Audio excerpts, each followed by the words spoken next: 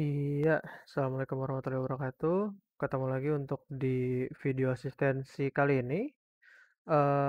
Ini harusnya jadi materi terakhir, apa namanya, untuk di apa ya, kayak video yang biasa untuk kuliah yang biasa seperti itu seharusnya. Nah, cuma mungkin mungkin ya, gue nggak tahu apa namanya, mungkin seperti yang udah dibicarain di grup kelas bagi untuk teman-teman yang kelasnya Paichan. Apa namanya, mungkin gue akan bikin sebuah pembahasan entah itu untuk PR atau untuk apa namanya, untuk di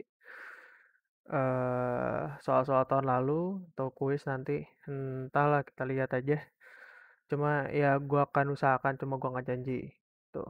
Nah, untuk kali ini, video kali ini gue akan membahas mengenai apa namanya, barang kegagalan pasar. Jadi kemarin kita sudah ngomongin pasar di pasar persaingan sempurna, pasar monopolistik, pasar oligopoli, pasar monopoli, terus juga kemarin ada pasar input. Sekarang kita membicarakan mengenai pasar yang gagal. Tuh. Di sini gue pengen apa ya, ngasih insight dulu. Di mana ketika kita ngomongin pasar yang gagal, itu tuh bukan maksudnya pasarnya itu gagal bubar terus selesai, enggak gitu. Banyak di antara pasar-pasar ini, itu bukan masalahnya pasarnya gagal bubar terus ya udah nggak jadi aja gitu. Tapi pasarnya tetap jalan, cuma tidak efisien gitu. Jadi maksudnya pasar yang gagal, sejauh yang gua tangkep gitu dan gue pelajari selama ini, yang gua tahu adalah pasarnya itu tidak bisa mengakomodasi demand dan supply bertemu secara efisien gitu. Jadi entah mereka nggak ketemu atau mereka bertemu gitu kan, tapi bukan demand dan supply yang bertemu pada kondisi yang efisien gitu. Nanti kita lihat kayak gimana. Nah, eh, untuk kegagalan pasar sendiri itu ada beberapa apa ya? Ada beberapa hal yang paling umum untuk dibicarakan. Jadi sebenarnya kalau misalnya teman-teman ada yang apa ya, pernah belajar ekonomi sebelumnya, mungkin, les, terus apa namanya, mungkin ada yang anak olim di sini, itu ada beberapa hal yang nggak dibahas di pengantar, cuma yang akan dibahas itu umumnya adalah, barang publik, itu menyebabkan pasar yang tidak efisien, terus juga ada eksternalitas dan juga informasi yang asimetris, gitu. Apa sih, mereka ini gitu kan. Nah, barang publik seperti dengan namanya gitu kan, adalah barang yang dimiliki oleh publik gitu lah. Dalam hal ini, publik di sini artinya rame-rame. Artinya apa namanya, barangnya apa ya, merupakan kepentingan bersama dan lain sebagainya. Nah, tapi kalau misalnya kita ngomongin secara, ilmunya, sebenarnya sesuatu yang disebut barang publik itu ketika mereka memiliki 2 sifat utama. Yaitu non-rivalry dan non-excludable. Nanti akan dibahas lebih dalam di bagiannya. Kemudian, eh oh bukan, maaf. Terus kemudian eksternalitas. Eksternalitas itu adalah dampak negatif maupun positif. Jadi dampak dari sebuah transaksi yang dirasakan oleh pihak yang nggak ikut transaksi. Kalau gue biasanya nyebutnya kayak peluru nyasar, dimana nggak salah apa-apa tapi kita yang kena gitu. Kalau, apa namanya, eksternalitas positif sih enak, kita nggak kenapa-kenapa, nggak ngapa-ngapain, terus tiba-tiba dapat dampak positifnya, alhamdulillah. Tapi kalau eksternalitas negatif nggak enak, gitu kan. Kita nggak salah apa-apa, tiba-tiba kena musibah, gitu kan. Seperti itu eksternalitas. Nah, kalau informasi yang tidak sempurna, asymmetric information, seperti namanya, informasi yang asimetris, jadi ada informasi yang dimiliki oleh satu pihak, namun nggak dimiliki oleh pihak lainnya. Karena kita ngomongin pasar, artinya dua pihak yang lagi kita bahas adalah apa namanya, konsumen dan produsen. Tuh. Nah, yang pertama adalah barang publik. Sebelum gua ngebahas barang publik dan masalahnya kenapa dia jadi kegagalan pasar, kita harus tahu dulu nih jenis-jenis barang. Yang salah satu diantaranya adalah barang publik. Nah, tadi dibilang bahwa barang publik adalah barang yang memiliki dua karakteristik utama, yaitu non-rivalry dan non-excludable. Apa sih sebenarnya karakteristik ini? Gitu kan. Nah, Eee, penjelasan singkatnya gini, pertama kita harus tahu apa itu rivalry, apa itu excludable.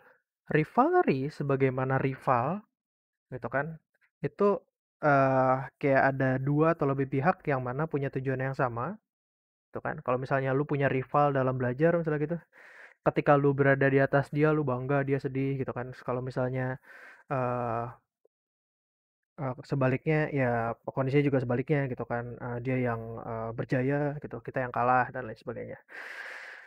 Nah, artinya kalau di barang, kita berbicara barang yang sifatnya rivalry, artinya ketika seseorang mengkonsumsi barang tersebut atau menggunakan barang tersebut, eee, ketika seseorang, mengkonsumsi atau menggunakan barang tersebut, orang lainnya itu menikmati utility atau benefit yang lebih kecil daripada seharusnya, gitu, atau benefitnya negatif, jadi seperti itu. Jadi terganggu kalau misalnya orang lain make. Sementara kalau yang non-rivalry, artinya nggak ada masalah kalau misalnya orang bareng-bareng menggunakannya atau mengkonsumsinya, gitu. Nah, itu beda rivalry dan non-rivalry, gitu kan. Artinya kalau rivalry tadi apa namanya, kalau orang lain make kita terganggu, gitu kan. Kalau misalnya non-rivalry artinya ya orang lain make kita nggak apa-apa. Kemudian ada excludable. Kalau kita tahu yang namanya include, harusnya tahu exclude, di mana ketika include itu artinya seperti memasukkan, gitu kan, apa namanya, mengkategorikan ke dalam. Nah, kalau exclude itu mengeluarkan dari sebuah kategori. Nah, excludable dapat mengeluarkan, maksudnya apa? Maksudnya lu bisa mengeluarkan seseorang dari kategori orang yang boleh menggunakan sebuah barang. Jadi lu boleh melarang, kalau excludable, lu boleh melarang orang lain untuk make, gitu. Nah, artinya kalau non-excludable, seseorang itu nggak bisa, nggak punya kuasa untuk melarang orang lain untuk menggunakan atau mengkonsumsi barang atau jasa tertentu. Public goods adalah barang yang non-rivalry, kalau dipakai bareng-bareng nggak apa-apa, dan non-excludable. Kalau misalnya apa namanya, dipakai sama orang kita nggak bisa ngelarang. Nah, sisanya ini bisa dilihat aja di tabelnya, untuk barang yang excludable, wah, kita boleh ngelarang dan juga, sifatnya rivalry, itu adalah barang privat, ya dong kalau misalnya kalian lagi menggunakan barang yang milik kalian, terus dipakai sama orang, kalian terganggu kan? Tuh, misalnya apa, HP, laptop, private goods barang kalian. Nah, itu terganggu kalau misalnya ada orang lain yang make atau apa namanya, minjem atau misalnya menggunakan bersama, itu apa namanya, menyebabkan, utility kalian menurun, gitu. Nah, kemudian ada yang namanya club goods.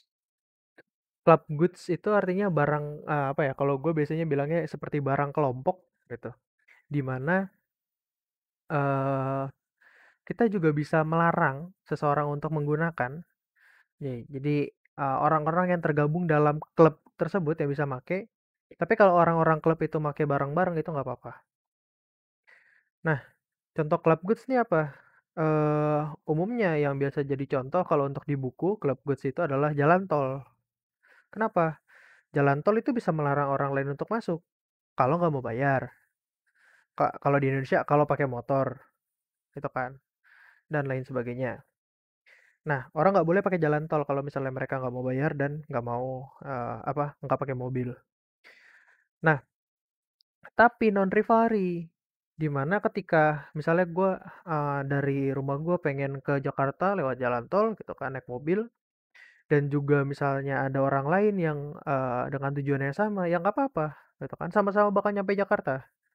Nggak tiba-tiba, karena dia ngambil jalan ke Jakarta terus gue nggak bisa ke Jakarta, enggak kan, bisa dipakai bareng-bareng, nggak masalah, dan jalan tol, gitu kan, dengan asumsi nggak macet ya, gitu. Nah, public goods tadi adalah barang yang, non-excludable dan non-rivalry. Jadi apa namanya, ya kita nggak bisa ngelarang orang untuk pakai sebuah, biasanya contohnya adalah jalan raya tuh yang nggak macet. Jadi kita nggak bisa ngelarang, lu bukan orang kota sini, lu nggak boleh pakai jalan ini." Nggak gitu kan. Nah, terus apa namanya, misalnya gue lagi naik motor ke arah stasiun mau berangkat kuliah, terus ada kakek-kakek naik sepeda gitu kan. Terus gue nggak bisa bilang, kakek nggak boleh di sini, gitu kan. Saya mau berangkat kuliah. Siapa gue? Nggak bisa. Ini non excludable dan juga non rivalry sebenarnya. Dimana ketika jalanannya ini nggak macet, itu apa namanya? eh Iya, ketika kakek itu naik sepeda mau ke arah stasiun juga misalnya, gue naik motor, ya gue tetap bakal sampai ke stasiun dengan santai dan nggak ada masalah, tuh kan.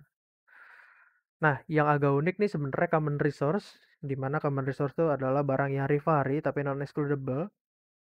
Umumnya kalau gue biasanya ngasih contoh, common resource itu adalah public goods yang terlalu banyak dipakai, overuse. Contohnya jalan raya tapi macet. Sementara lu nggak bisa ngelarang orang lain buat make jalan raya tersebut. Tapi sekarang karena macet, utility lu turun kan. Gitu. Wah, anjir macet, panas gitu kan. Gua lama nyampenya gitu, takut dimarahin dosen dan lain sebagainya. Nah, itu jadi apa namanya rivalry. Tapi tetap lu nggak bisa ngelarang orang lain untuk pakai jalan tersebut gitu kan. Nah, artinya apa? Kalau misalnya public goods itu digunakan terlalu banyak, itu bisa berubah menjadi common resource. Itu yang dikenal dengan namanya tragedy of the common. Tuh. Kalau misalnya kalian baca di buku-buku luar gitu ya, yang penjelasan sederhana, biasanya contohnya itu adalah padang rumput, di mana di padang rumput apa namanya yang nggak punya, yang tidak dimiliki oleh siapa-siapa, terus ada banyak peternak atau penggembala kambing atau sapi. Kalau misalnya digunakan oleh katakanlah dua penggembala, itu mereka iya karena itu milik umum yang nggak bisa saling melarang dan juga nggak apa-apa non rivalry public goods itu. Karena ya udah aja apa namanya, lahannya luas gitu kan, terus kemudian, sapi saya makan di sini, sapi Anda makan di pojok sana, nggak masalah, tuh. Tapi kalau misalnya sudah kebanyakan dipakai, terus banyak banyak pengembala yang tahu bahwa, oh ternyata, banyak rumput di sini pada makan di situ semua sapinya, akhirnya kan rumputnya habis, gitu kan, apa namanya, tumbuhnya nggak secepat dari dia dimakan sama sapi-sapi yang banyak, makin banyak, artinya jadi rivalry sekarang. Itu apa namanya, perubahan dari public goods ke common resource dikenal dengan tragedi of rekaman. Nah, kemudian barang publik ini jadi masalah tadi kan, masalah kegagalan pasar. Kenapa? Gitu. Kenapa supply dan demand-nya tidak bertemu secara efisien? Sebenarnya alasannya adalah karena eh, non-excludability-nya. Jadi dia karena bersifat non-excludable, lu nggak bisa ngelarang orang lain untuk make barang tersebut. Sekarang bingung, dimana ketika ada jalan raya, misalnya gitu. Terus orang mau lewat, kita nggak bisa larang. Bahkan kalau misalnya orang tersebut adalah orang yang tidak pernah membayar pajak atau orang tersebut koruptor, misalnya gitu. Ya walaupun kita nggak tahu gitu kan, kita nggak bisa ngelarang dia untuk menggunakan jalan tersebut. Sehingga apa? Sehingga akan ada masalah free rider di sini. Nah, ketika ada yang namanya free rider, nah, ketika yang ada namanya free rider, perusahaan-perusahaan swasta atau pihak swasta itu nggak akan mau untuk mensuplai barang publik ke pasar. Misalnya gue mendirikan sebuah perusahaan yang berfokus untuk membuat jalan, bikin jalan raya. Terus gue tarikin duit ke orang-orang. Udah nih orang-orang bayar. Terus kemudian ada orang lain yang pakai jalan tersebut. Katakanlah orang luar daerah. Di mana jalan raya itu kan gimana cara ngelarang orang lain yang apa namanya yang nggak pernah bayar untuk kita larang menggunakan jalan raya tersebut. Nggak bisa kan, susah kan, biayanya tinggi kan, gitu. Nah, karena itu apa namanya mekanisme pasar pada umumnya itu nggak bisa apa ya mengalokasikan supply dan demand sehingga efisien. Nggak ada perusahaan yang mau terjun untuk produksi barang publik. Sehingga dibutuhkan peran pemerintah di sini. Makanya kalau misalnya kita lihat jalan raya dan lain sebagainya, barang-barang publik itu kan taman ya taman kota dan lain sebagainya, itu yang bikin pemerintah kan. Kenapa ya? Karena nggak ada perusahaan yang mau. Gitu. Jadi mekanisme pasar nggak bisa menghasilkan outcome yang efisien. Bahkan bisa dibilang nggak ada outcome-nya. Supply-nya nggak ada. Gitu. Nggak bisa gitu kan. Contoh public goods lagi apa? yang paling umum ada di, buku, biasanya gua nemu di beberapa buku adalah pertahanan dan keamanan, gitu kan. Jasa dari polisi dan juga tentara itu, apa namanya, merupakan barang publik, makanya disediakan oleh pemerintah. Kan nggak mungkin ketika, "Pak, ada maling," gitu kan. "Oh, bentar, Pak, boleh kirim ini ya, apa, slip pajak tahun ini?" Enggak kan, gitu. Nah, jadi barang publik itu nggak bisa mempertemukan supply dan demand secara efisien. Kemudian, ada yang namanya eksternalitas. Tadi eksternalitas adalah dampak, sebuah perilaku yang dirasakan oleh pihak eksternal yang tidak terlibat dalam transaksi, di mana eksternalitas itu ada dua, eksternalitas yang positif dan negatif. Jadi dampaknya yang bisa jadi merugikan, bisa jadi menguntungkan. Eksternalitas negatif, jadi ketika kita ngomongin pasar, supply dan demand, itu kan udah pernah dijelasin bahwa ya ketika ini ada demand, ada supply, supply itu sebenarnya adalah kurva marginal cost, gitu kan. Apa namanya, marginal cost dari produksi barang tersebut, dari AVC minimum, gitu. Mudahnya ya udah supply sama dengan marginal cost. Tapi, supply dari perusahaan, itu marginal cost-nya adalah marginal cost dari perusahaan itu aja, ya kan. Tambahan biaya yang perusahaan itu emban untuk memproduksi sebuah barang. Nah, ternyata sebenarnya ada tambahan biaya lain dari tiap produksi atau dikonsumsinya sebuah barang, itu berupa biaya eksternal yang dirasakan tidak oleh perusahaan, tidak oleh konsumennya, tapi oleh orang lain yang nggak terlibat di pasar. Contoh paling gampang dan paling sering ada di buku, berita, dan contoh-contoh lainnya di internet apapun itu adalah rokok. Di mana biaya produksi rokok yang diperhitungkan sama perusahaan rokok, ya cuma dia beli cengkehnya, kertasnya, mesinnya, biaya labornya, apa namanya distribusinya, biayanya dia aja. Makanya di sini ditulisnya, maaf ini agak loncat ininya, tulisnya MPC. Apa namanya? Marginal eh oke. Marginal private cost. Jadi supply yang ini cuma membicarakan apa namanya? Marginal cost yang private yang dihadapin sama si perusahaan aja. Sementara itu sebenarnya ada biaya eksternal yang seharusnya diperhitungkan. Jadi misalnya ada transaksi antara seorang perokok dan juga penjual rokok gitu kan. Nah, sebenarnya tuh ada biaya eksternalnya di mana ada entah itu tetangganya, teman-temannya, saudaranya dan lain sebagainya yang menjadi apa? Rokok apa namanya? Bilangnya rokok pasif gitu kan. Dimana kalau misalnya ngisep-asep rokoknya mungkin mereka sesak gitu kan harus ke rumah sakit, minum obat dan lain sebagainya. Itu kan biaya yang diakibatkan oleh adanya transaksi rokok. Gitu kan jual beli rokok terus orang ngisep rokok, ada biaya kan yang tidak dirasakan oleh si konsumen maupun produsen. Harusnya secara ekonomi itu dihitung biaya marginalnya. Sehingga seharusnya ketika kita mensuplai sebuah barang, kita nggak cuma ngitung marginal private cost saja, tapi ada marginal external cost juga. Nah, jadi apa namanya, ketika kita sudah memperhitungkan ada yang namanya marginal external cost, supply-nya ini dinamakan marginal social cost. Tuh. Jadi marginal social cost merupakan marginal private cost ditambah marginal external cost. Sama dengan marginal social cost. Itu. Mana deh? Hilang ya? Oke. Nah, sehingga awalnya kalau misalnya kita tidak memperhitungkan eksternalitasnya, awalnya quantity keseimbangan di sini, pas apa harga keseimbangan di sini. Tapi kalau misalnya kita sudah memperhitungkan biaya eksternalnya, harganya akan menjadi di sini. Jadi apa? Seharusnya menurut ekonomi ya, menurut ekonomi, ketika ada barang yang apa namanya menimbulkan eksternalitas negatif, itu dikonsumsinya dikit-dikit aja. Itulah bahasa kasarnya seperti itu ya. Terus harganya dinaikkan.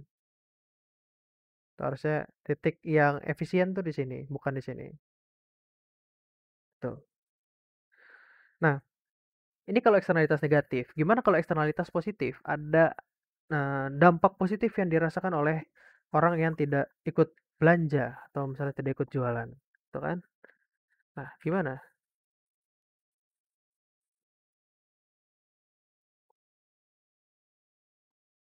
Ketika kita bertemu dengan eksternalitas positif, jadi kalau tadi marginal external cost, sekarang ada yang namanya marginal external benefit. Jadi ada dampak positif, ada benefit, ada keuntungan yang dirasakan oleh orang-orang yang tidak terlibat dalam transaksi pasar tersebut. Yang mana seharusnya demand itu, ketika tadi supply adalah marginal cost, demand, willingness to pay kita, itu kan sebesar dari marginal benefits yang kita dapatkan. Kalau misalnya kalian merasakan, oh utilitas, terus juga produktivitas yang dihasilkan dari sebuah laptop misalnya, itu uh, value-nya adalah 5 juta bagi kalian, kalian nggak akan mau untuk bayar lebih dari 5 juta. Sehingga demand kalian, kurva demand kalian itu ada di titik 5 juta. Seperti itu. Nah, artinya kurva demand itu menggambarkan marginal benefits yang dirasakan oleh seseorang untuk meminta atau untuk mengkonsumsi sebuah barang. Tapi apa ini sisi lainnya dari tadi marginal private cost, ini cuma berbicara mengenai marginal private benefits. Kita demand barang karena tahu value-nya bagi kita, benefits-nya bagi kita. Kita tidak memperhitungkan yang namanya marginal external benefits. Kan apa namanya secara rasional, secara umum gitu ya. Kita kan nggak pernah, oke gue beli ini deh. Kenapa beli itu? Karena selain apa namanya bermanfaat bagi gue, bermanfaat juga bagi tetangga-tetangga gue, saudara-saudara gue dan lain sebagainya. Gitu. Apa asumsinya tidak seperti itu. Sehingga seharusnya ada marginal external benefits yang dihitung. Nah, kalau udah dihitung jadinya marginal social benefits. Ini marginal external benefits ditambah marginal private benefits. Nah, eh apa namanya? Artinya ketika marginal external benefits atau eksternalitas positifnya ini sudah diperhitungkan, seharusnya kuantitas yang apa namanya, ditransaksikan itu meningkat dari Q1 ke Q2 dan juga harganya meningkat. Tuh, jadi menurut ekonomi sebenarnya kalau misalnya ada barang yang apa namanya, menimbulkan eksternalitas negatif, itu secara efisien, kalau mau secara efisien itu dikonsumsi jadi lebih banyak karena memperhitungkan si marginal social benefits-nya. Gitu. Harusnya apa namanya, orang-orang yang dapat eksternalitas positifnya itu bisa dikatakan juga harusnya lu juga bayar. Sehingga willingness to pay konsumen itu nggak cuma dari yang beli aja tapi juga yang menikmati si benefit luarnya. Jadi di titik Q1 kita punya willingness to pay yang lebih tinggi. Tapi willingness to pay-nya adalah gue yang beli dan juga orang ada yang nyumbang juga gitu. Seperti itulah. Nah, jadi apa di eksternalitas positif maupun negatif ada apa namanya benefits maupun cost yang tidak digambarkan di pasar. Sehingga apa ya, titik yang paling sesuainya, itu paling efisiennya, itu tidak diperhitungkan, gitu. Nah, itu merupakan kegagalan pasar karena supply dan demand-nya tidak bertemu secara efisien, secara baik, gitulah.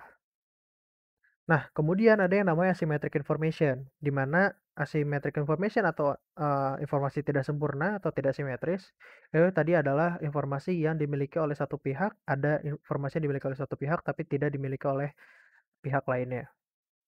Di sini bisa jadi dimiliki oleh konsumen maupun bisa dimiliki oleh produsen gitu. Jadi bisa dari dua sisi informasinya yang berlebih. Contoh umum, contoh yang paling umum yang paling sering gua ketemu baik itu di contoh-contoh soal, contoh di internet gitu kan atau misalnya contoh di buku selama ini gua apa namanya suka ngeladenin orang nanya-nanya itu adalah kalau untuk eh, ada yang pasar asuransi, biasanya contoh umumnya, dan pasar barang second. Di mana di pasar asuransi, konsumen yang beli asuransi itu punya informasi mengenai resiko diri sendiri. Gitu. Misalnya asuransi kesehatan gitu kan. Oh, Bapak pernah biasanya dimintain ini kan apa riwayat penyakit dan lain sebagainya gitu. Nah, yang punya informasi tersebut kan konsumen. Nah, apa namanya, perusahaan nggak punya, makanya dia minta.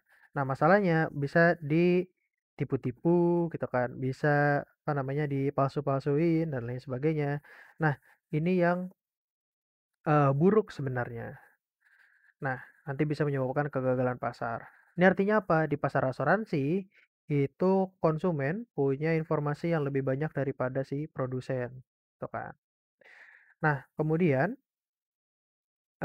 kalau misalnya dari sisi yang si produsennya yang punya informasi lebih banyak, itu umumnya pasar barang second yang jadi contoh biasanya yang gue dengar.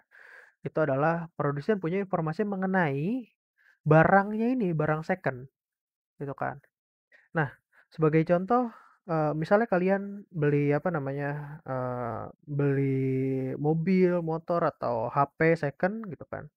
Terus apa namanya, "Oh, ini nggak pernah jatuh," gitu kan, nggak pernah kalau misalnya kendaraan nggak pernah nabrak, nggak pernah ketabrak gitu kan, pemakaian jarang, lecet pemakaian gitu kan. Nah, tapi kita kan nggak tahu sebenarnya apa yang terjadi sepanjang itu digunakan gitu kan. Bisa jadi udah pernah dikutak-atik gitu kan, pernah rusak dan lain sebagainya, makanya mereka jual. Nah, itu artinya ada informasi yang tidak sempurna, yang mereka tahu kita nggak tahu sebagai konsumen.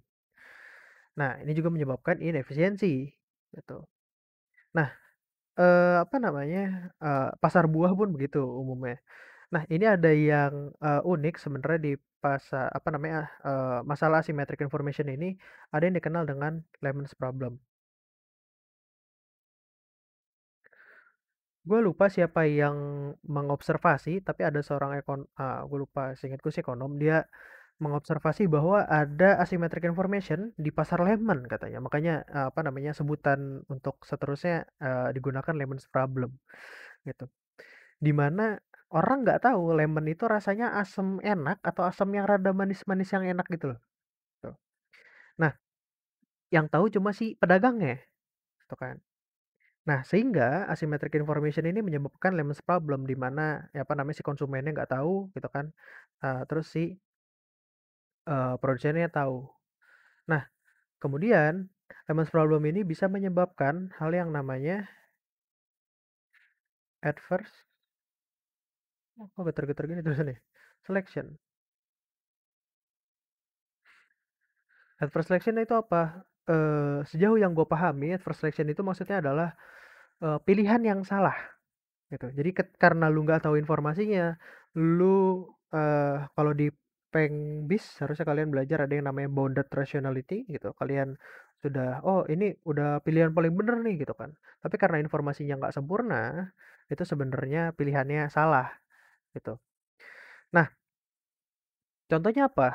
Misalnya nih, misalnya tadi kita beli barang second atau beli buah, kita nggak tahu rasanya, kan?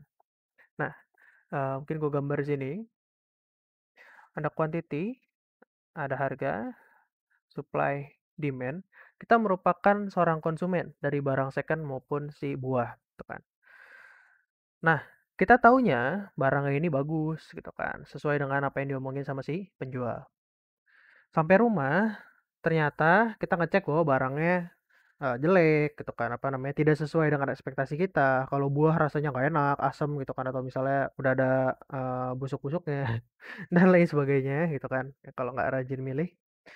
Seharusnya kalau misalnya kita tahu bahwa barangnya kondisinya seperti itu, demand kita nggak di sini, tapi kita punya demand lain, di mana harusnya demand seharusnya ada di sini. Artinya apa? Karena ada misinformasi, informasi yang asimetris, informasi yang tidak sempurna, demand yang seharusnya ini nggak ketemu sama supply-nya. Kita nggak beli di sini. Tuh. Yang kita pertemukan itu adalah demand yang ini, yang kita nganggap barangnya itu bagus, dan juga supply-nya. Gitu. Jadi kayak menjodohkan pasangan yang salah, nah gitu, rasanya gitu. Nah, ini apa namanya, kenapa symmetric information itu menyebabkan kegagalan pasar. Jadi demand yang seharusnya, yang ideal tidak bertemu dengan supply-nya. Kalau di pasar barang second maupun di pasar buah. Nah, kalau misalnya di apa namanya, di ini gimana kalau misalnya pasar asuransi misalnya. Nah, katakanlah apa namanya, kesepakatannya di sini, Q-nya di sini, P-nya di sini. Ketika seseorang itu apa namanya, beli asuransi, pembayarannya dengan nama preminya itu tergantung dengan beberapa hal. Salah satunya adalah risiko. Di mana ketika kalian semakin berisiko, atau kalau misalnya kalian gaya hidupnya tidak sehat gitu kan dan lain sebagainya, itu akan punya premi yang lebih mahal daripada orang yang apa namanya gaya hidupnya sehat gitu kan tidak punya riwayat penyakit dan lain sebagainya. Jadi semakin tinggi risiko kalian, kalian akan dikenakan premi semakin mahal. Tuh. Nah, kalau misalnya dengan informasi yang dimiliki, kesepakatannya segini, ternyata ternyata kalian itu orangnya tidak sehat, tidak rajin menjaga kesehatan dan lain sebagainya, nakal. Tuh, suka kebut-kebutan, balapan liar. Harusnya asuransi itu punya apa namanya? Kayak willingness to ask yang lebih tinggi. Dia pengennya dibayar dengan premi yang lebih tinggi untuk di tiap-tiap titik kuantitas. Seharusnya supply-nya ada di sini, supply seharusnya. Jadi dia nggak tahu kan bahwa kalian itu penuh dengan risiko gitu. Orangnya jiwanya petualang, hidup seperti Larry. Nah, ini apa namanya? Artinya si supply yang seharusnya ini, kalau kalau misalnya mereka tahu kalian begitu, itu nggak ketemu dengan demand-nya. Yang mereka pertemukan adalah supply ketika mereka taunya kalian adalah mahasiswa-mahasiswi biasa FEUI yang rajin menjaga kesehatan, kerjanya belajar mulu, misalnya kayak gitu. Dan lain sebagainya, gitu kan. Ternyata mungkin hobi kalian ada yang suka manjat tebing gitu kan, ternyata jadi stuntman dan lain sebagainya. Nah, artinya apa? Sekali lagi menjodohkan pasangan yang salah, gitu. Supply-nya malah supply ketika kalau kalian merupakan pelanggan yang tidak penuh risiko. Seharusnya mereka mempertemukan demand kalian, demand asuransi kalian terhadap dengan supply mereka kalau misalnya mereka tahu kalau kalian itu berisiko. Tuh, jadi kembali mekanisme pasarnya ketika ada asymmetric information itu nggak bisa mempertemukan supply dan demand secara baik gitu, atau efisien.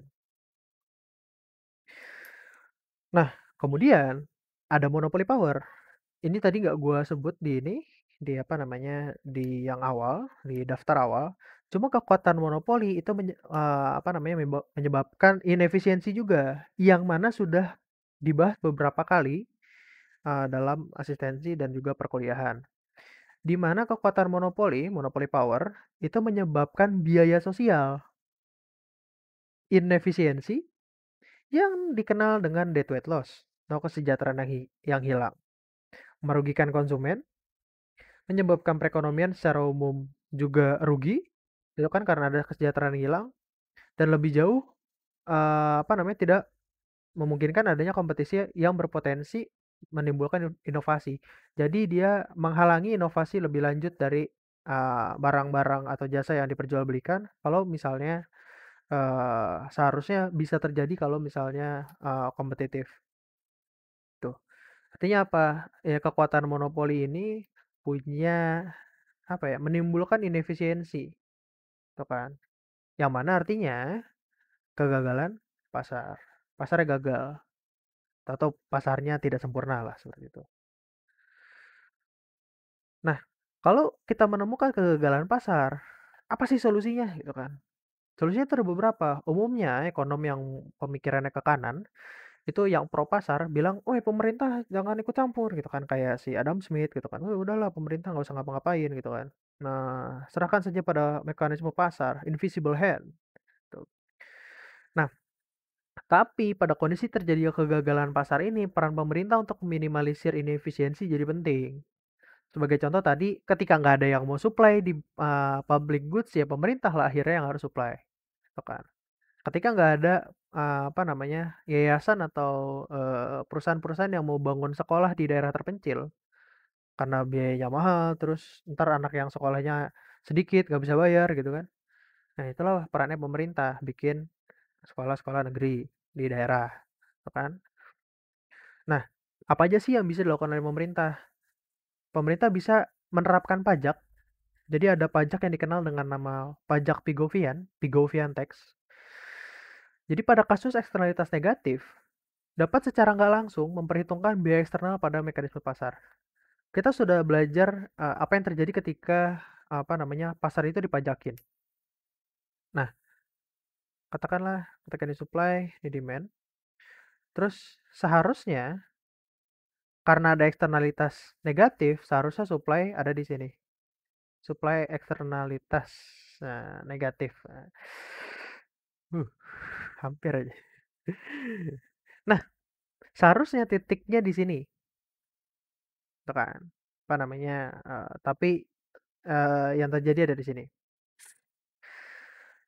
Sama pemerintah bisa aja dipaksa supply-nya ini geser ke kiri, ke sini atau ke kiri atas atau apalah bahasanya gitu kan. Dengan apa? Dengan diberikan atau diterapkan pajak, gitu kan. Hey, ada pajak, gitu kan, disuruh geser sampai ke titik yang efisien. Bisa. Ini namanya Pigovian tax. Kenapa namanya Pigovian tax? Karena yang nyebut pertama kali atau mau mempopulerkan namanya Pigo, Arthur Cecil Pigo. Nah, apa namanya?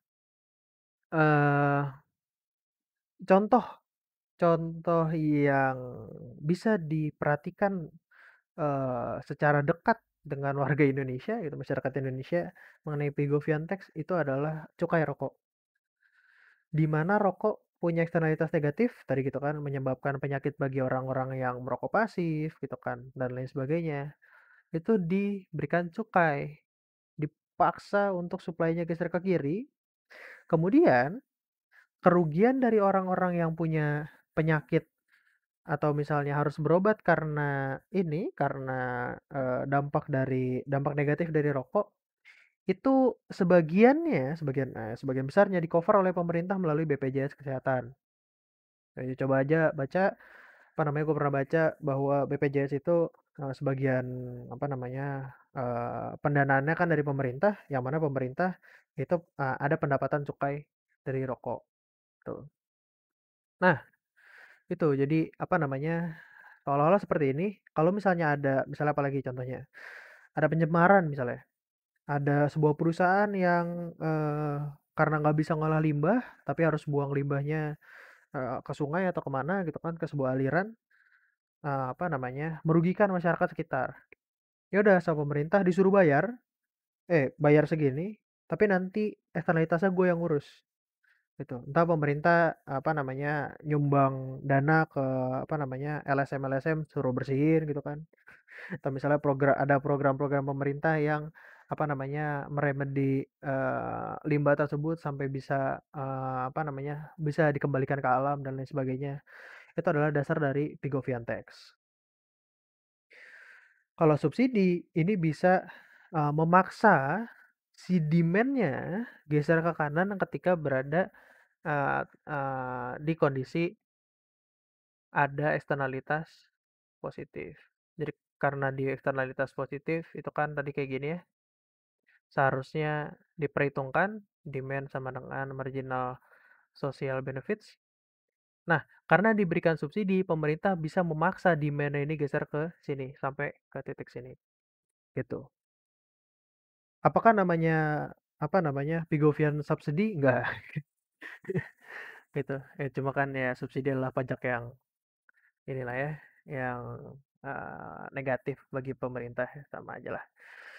Nah, kemudian yang terakhir yang paling gampang ya, secara general gitu kan, bikin regulasi di mana, hey, perusahaan rokok nggak boleh jualan rokok kecuali rokoknya nggak bakal berasap, misalnya kayak gitu. Walaupun nggak mungkin kalau yang gitu ya. Apa namanya, misalnya, kalian nggak boleh buang limbah kecuali limbahnya ini udah diolah sampai ikan bisa hidup di situ, misalnya kayak gitu. Kan ada yang seperti itu ya. Atau misalnya dikasih kuota, "Hei, kalian nggak boleh produksi banyak-banyak karena kalian menimbulkan, polusi," gitu. Mobil harus, yang dijual di Indonesia harus memenuhi standar misalnya gitu, standar emisi karbonnya sekian, nggak boleh bikin, apa namanya, pencemarannya banyak-banyak dan lain sebagainya, tuh. Nah, itu bisa melalui pemerintah. Lebih lanjut, pemerintah juga bisa menyediakan barang publik, ya siapa lagi, gitu kan. Terus kemudian, apa namanya, ini nggak cuma pemerintah tapi dari masyarakat juga, pengembangan sistem informasi dan pengawasan yang baik, itu memungkinkan komunikasi dan alur informasi yang lebih lancar, lebih baik dan transparan sehingga mengurangi kemungkinan terjadinya asymmetric information, tuh. Kalau misalnya di pasar pada umumnya, itu sekarang kalau misalnya kalian belanja online kan ada ini ya, ada apa namanya, review gitu kan yang bisa kalian, "Oh, ini artinya informasi nih. Oh, barangnya jelek, penipu," gitu, jangan dibeli gitu kan. Itu informasi bagi kalian, tuh. Juga misalnya kalau ke mana gitu kan, ke kantin, kalau misalnya ke pasar-pasar kadang udah ada yang, "Oh, sertifikasi. Oh, ini dagingnya beneran daging, kambing," misalnya gitu, "bukan daging celeng. Terus memenuhi standar kebersihan, halal," dan lain sebagainya. Itu kan sebenarnya menambah informasi yang bisa kita dapatkan mengenai barang yang akan kita beli, gitu kan. Jadi mengurangi, asymmetric information. Ya walaupun nggak bisa mengeliminasi secara keseluruhan. Terus yang terakhir, ada yang namanya antitrust law, hukum antitrust. Itu hukum yang melarang upaya-upaya monopoli dan perilaku yang merugikan konsumen untuk mendapatkan keuntungan melalui kolusi maupun kartel.